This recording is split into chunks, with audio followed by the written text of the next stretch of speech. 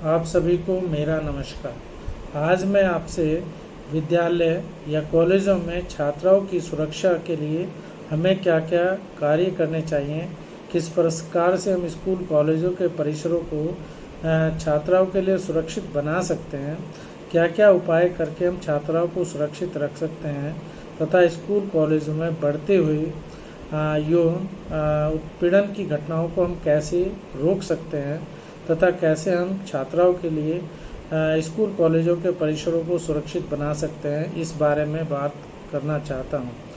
विद्यालय कॉलेज में छात्राओं की सुरक्षा सुनिश्चित करने के लिए कई उपाय किए जा सकते हैं। नंबर 1, सुरक्षित परिसर बनाना। स्कूल या कॉलेज के प्रवेश द्वार पर प्रशिक्षित सुरक्षा कर्मियों की तैनाती होनी चाहिए।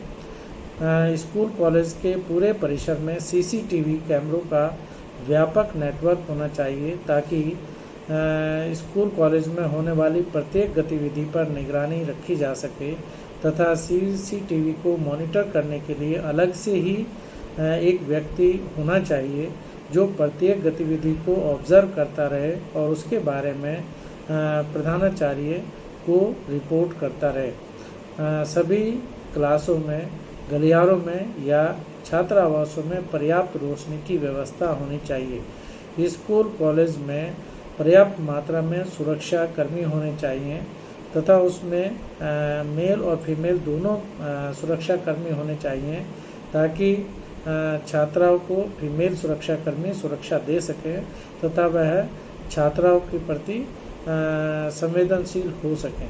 नंबर 2, यौन उत्पीड़न के लिए सख्त कानून अपनाया जाना चाहिए।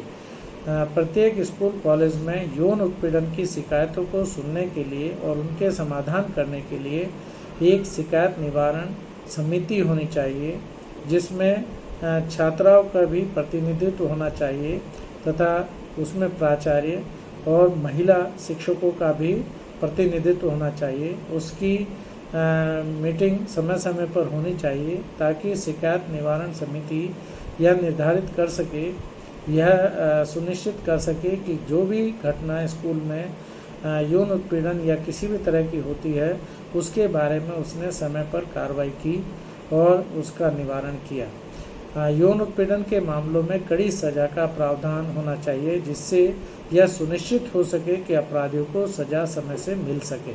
इसके लिए सरकार को सभी जगह के लिए एक ऐसा कड़ा कानून बनाना चाहिए कि जिसमें यदि कोई भी यौन उत्पीड़न का अपराध करता है तो उसको कड़ी से कड़ी सज़ा मिले और कम समय में सज़ा मिले ताकि लड़कियों को भी यह पता चल सके कि उनके प्रति यदि कोई अपराध होता है तो जो अपराध करने वाला है उस अपराधी को सज़ा मिलेगी। यह विश्वास होना बहुत ज़रूरी है और इसी विश्वास को कायम रखना चाहिए। नंबर 3, प्रशिक्षण और जागरूकता। छात्राओं को आत्मरक्षा के लिए मार्शल आर्ट्स या अन्य तरीकों का प्रशिक्षण दिया जाना चाहिए। छात्राओं को उनके अधिकारों, यौन उत्पीड़न के खिलाफ कानूनों और उन्हें सुरक्षित रखने के उपाय के बारे में जागरूक किया जाना चाहिए। स्कूल को समय समय पर महिलाओं की एक समिति बनानी चाहिए ताकि महिला शिक्षक अपने बच्चों को, छात्राओं को जागरूक कर सकें, वह उनको बैड टच और गुड टच के बारे में जानकारी दे सकें, वह उनको यौन उत्पीड़न कानूनों के बारे में भी जानकारी दे सकें। इसलिए महिला शिक्षकों की एक ऐसी समिति होनी चाहिए जो समय समय पर छात्राओं को जागरूक करे, उनको सुरक्षित रखने के उपायों की जानकारी ले और यह सुनिश्चित करे कि स्कूल का माहौल छात्राओं के लिए सुरक्षित है। नंबर 4, सुरक्षित परिवहन। स्कूल या कॉलेज को खुद की बस सेवा प्रदान करनी चाहिए जिसमें जीपीएस और कैमरे लगे हों। जहां तक संभव हो बसों में महिला चालक और कंडक्टर होने चाहिए ताकि इस बसों में आते जाते भी छात्राओं के साथ छेड़छाड़ जैसी घटनाएं ना हों। नंबर 5, सशक्तिकरण और समर्थन।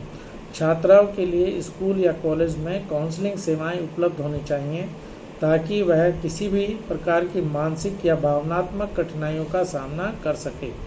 छात्राओं को अपने मुद्दों पर चर्चा करने के लिए महिला शिक्षकों या स्टाफ के साथ स्वतंत्र महसूस करना चाहिए। स्कूल में एक ऐसी प्रणाली विकसित करनी चाहिए जहां पर छात्राएं अपने बारे में होने वाले दुर्व्यवहार की शिकायत कर सकें।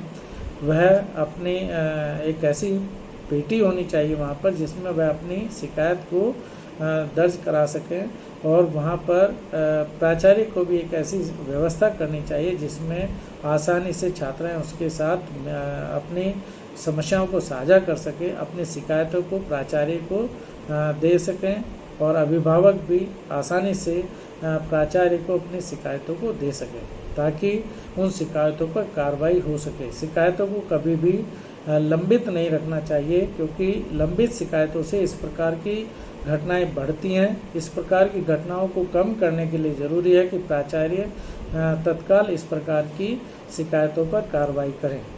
नंबर 6, सख्त नियम और नीतियाँ। स्कूल या कॉलेज को एक स्पष्ट और सख्त यौन उत्पीड़न नीति लागू करनी चाहिए।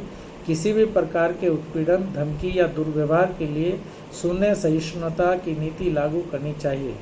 प्राचार्य को एक इस प्रकार की समिति बनानी चाहिए जो समय समय पर इस प्रकार की दुर्व्यवहार की जो शिकायतें उन पर कार्रवाई करें, तत्काल कार्रवाई करें, और जो भी उसमें दोषी है उसके खिलाफ कार्रवाई होनी चाहिए। उसको स्कूल से बाहर कर देना चाहिए। ऐसे लोगों की स्कूल में एंट्री बैन हो जानी चाहिए।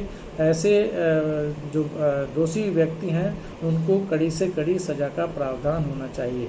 अभिभावकों को भी यह सुनिश्चित करना चाहिए कि वह अपने छात्रों या अपने बच्चों से स्कूल के बारे में पूर्ण जानकारी लें। वह अपने बच्चों को इस प्रकार की आज़ादी दें कि वह अपने साथ होने वाली प्रत्येक घटना को अपने माता पिता के साथ शेयर कर सकें, अपने माता पिता को प्रत्येक घटना के बारे में बता सकें, और माता पिता को भी बीच बीच में अपने बच्चों से बात करते रहना चाहिए और उनको जानकारी देनी चाहिए, उनको जागरूक करना चाहिए कि कैसे वह इस प्रकार की दुर्घटनाओं से बच सकते हैं। छात्राओं को अपने शिक्षकों के साथ भी कांटेक्ट रखना चाहिए। अपने महिला शिक्षकों को भी अपने इस प्रकार की घटनाओं की जानकारी देते रहना चाहिए, और यदि संभव हो तो प्राचार्य को भी इस प्रकार की घटनाओं के बारे में तुरंत सूचित करें ताकि तत्काल कार्रवाई करके इस प्रकार की घटनाओं को स्कूल कॉलेजों में रोका जा सके। यदि छात्राएं इस बारे में जानकारी ले सकेंगी और अपने प्रति वह जागरूक होंगी तो इस प्रकार की घटनाओं को रोका जा सकता है और स्कूल कॉलेजों के परिसर को सुरक्षित किया जा सकता है। स्कूल कॉलेजों में छात्र भी पढ़ते हैं और छात्राएं भी पढ़ती हैं, इसलिए इस बारे में छात्राओं को ज़्यादा जागरूक करने की आवश्यकता है, अभिभावकों को भी जागरूक करने की आवश्यकता है, तथा हमें स्कूल में शिकायत प्रणाली, सीसीटीवी आदि को भी अच्छी तरह से रखना चाहिए ताकि समय समय पर इसके बारे में जानकारी ली जा सके। जैसे स्कूल में स्कूल सेफ्टी ऑडिट होता है, फायर सेफ्टी ऑडिट होता है, इसी प्रकार से स्कूलों में भी एक छात्र सुरक्षा ऑडिट होना चाहिए जो छात्राओं के प्रति यह जानकारी दे सके कि स्कूल में सभी सुरक्षा के उपकरण उपलब्ध हैं, तथा जो लेडीज़ टॉयलेट होती है जिसमें छात्राएं जाती हैं उसमें एक ऐसा पैनिक बटन भी होना चाहिए कि यदि कोई ऐसी घटना होती है तो छात्राएं उस बटन को दबा सकें और उसके बारे में प्राचार्य को पता भी लग सके ताकि समय पर कार्रवाई होकर इस प्रकार की घटनाओं से स्कूल को बचाया जा सके। इन सभी उपायों को लागू करके हम स्कूल कॉलेजों में छात्राओं के लिए एक सुरक्षित और सम्मानजनक वातावरण सुनिश्चित कर सकते हैं। आप इस वीडियो को एक बार अवश्य देखें और यह जानें कि कैसे हम स्कूल कॉलेजों के परिसरों को छात्राओं के लिए सुरक्षित बना सकते हैं। यदि यह वीडियो अच्छा लगे तो आप इस वीडियो को शेयर करें और इस चैनल को सब्सक्राइब करें। ज़्यादा से ज़्यादा लोगों को इस वीडियो को भेजें ताकि हम ज़्यादा से ज़्यादा बच्चों को, उनके अभिभावकों को इसके बारे में जानकारी दे सकें, छात्राओं को जागरूक कर सकें। धन्यवाद।